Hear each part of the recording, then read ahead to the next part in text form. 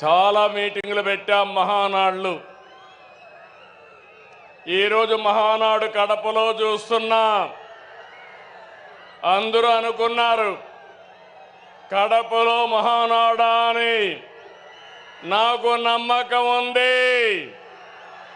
Kadapa Telugu Desam party అడ్డా, అది నిరూపించడానికే ఇక్కడ పెట్టాం. అవునా కాదా తమ్ముళ్ళు మిమ్మల్ని అడుగుతున్నా. అవును అంటే గట్టిగా చెప్పండి, చప్పట్లు కొట్టండి, హర్షాన్ని తెలియజేయండి. రెండు చేతులు పైకెత్తి ఆమోదాన్ని తెలియజేయమని కోరుతున్నా. ఒక్కోసారి జీవితాల్లో కొన్ని సంఘటనలు జరుగుతాయి. ఈరోజు కడప సంఘటన చూసిన తర్వాత మీరందరూ కూడా మంచి చేస్తే శాశ్వతంగా అండగా ఉంటామని మరొక్కసారి నిరూపించారు. 2 రోజుల మహానాడు జాతర. నేను చాలా మహానాడులు చూశాను. కార్యకర్తలు కూడా ఒక రకంగా వచ్చేవారు, కానీ ఈసారి మాత్రం ప్రతి క్షణం అనుక్షణం చాలా శ్రద్ధగా కూర్చున్నారు. బ్రహ్మాండంగా జయప్రదం చేశారు. ఈరోజు ఉదయం నేను చూస్తున్నా అన్ని దారులు కడప వైపే.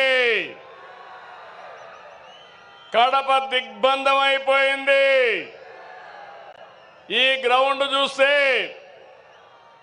తెల్లవారితోనే ఫుల్ అయిపోయింది. ఈరోజు ఎప్పుడు కూడా మన మీటింగులు టైం కంటే ఒక అర్ధ గంట ఆలస్యంగా జరిగేది, కానీ ఈసారి మాత్రం టైం కంటే 3 గంటల ముందే మన మీటింగ్ ప్రారంభమైంది. ఏం తమ్ముళ్ళు, మీ రుణం తీర్చుకోవాలి.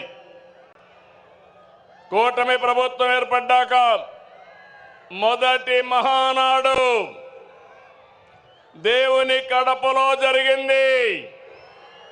రెస్పాన్స్ అదిరింది, సూపర్ హిట్ అయింది. ఇక్కడ ఒక విషయం మీకు చెప్పాలి. గత ఏడాది 2వ తేదీ ప్రజాగళం ఎన్నికల సభలో కడపకొచ్చాను. ఆ రోజు ఒక మాట చెప్పాను, కడప రాజకీయం మారుతోంది, కడప గడపలో మార్పు స్పష్టంగా కనిపిస్తుందని ఆ రోజు చెప్పాను. అది మీరు చూస్తే అహంకారంతో విర్రవీగే వారికి ఎన్నికల్లో కడప జిల్లా ప్రజలు అద్భుత చైతన్యంతో తీర్పు చెప్పారు. ఈ ఎన్నికల్లో ఒక కడపే కాదు, రాష్ట్రం ప్రతి ప్రాంతం అద్భుతమైన విజయాన్ని సాధించాం.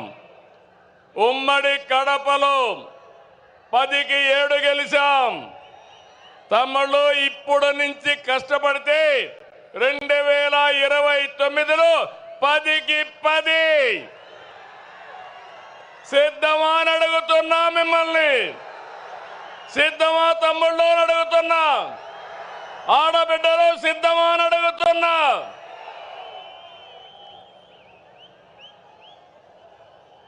ఈ ఎన్నికల్లో రాయలసీమ ప్రజలు అద్భుతమైన తీర్పిచ్చారు. 52 సీట్లకి 40 సీట్లు కూటమిని గెలిపించారు. ఇందులో టీడీపీ 40 దాకా గెలిపించారు. వైసీపీకి రాయలసీమలో 7 సీట్లు వస్తే తెలుగుదేశం కూటమికి ఒక్క ఉమ్మడి కడప జిల్లాలో 7 సీట్లు గెలిపించారు. ప్రజా తీర్పు మళ్ళీ మనకు ఒక బాధ్యత గుర్తు చేసింది. కానీ ఈ తీర్పును మనం అర్థం చేసుకున్నాం. ఓడిపోయిన పార్టీ ఇప్పటికీ అర్థం చేసుకోలేదు, అర్థం చేసుకోదు కూడా. అధికారం కోసం పుట్టిన పార్టీ కాదు తెలుగుదేశం పార్టీ.